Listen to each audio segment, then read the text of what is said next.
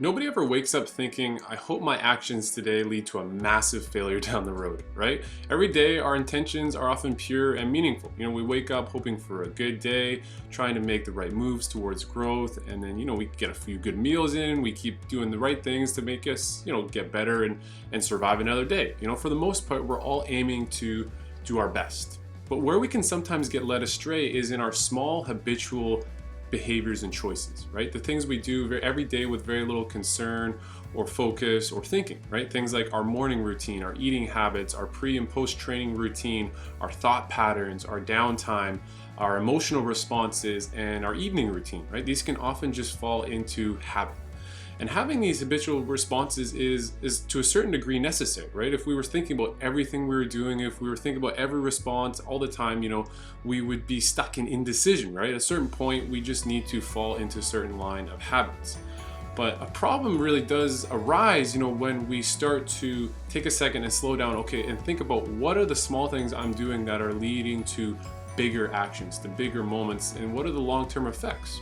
Right? Because it's often not the case until some catastrophic moment happens down the line that we realize just how far we've been led astray by our habitual behaviors. And in that moment, we like to blame the one event. We say it was the failure, the loss, the mistake. That was what it was. But ultimately, it was actually a culmination, a collection of small daily choices and actions that led to that bigger failure. And what we recognize is that there is this rippling effect, this to our small choices that lead to one small thing leading to a bigger thing, which leads to a bigger thing, which leads to the failure or success.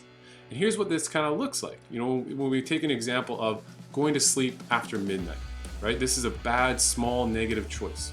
And this might seem small at the moment, but that leads to waking up feeling tired and sluggish. And this leads to losing focus at the tail end of training.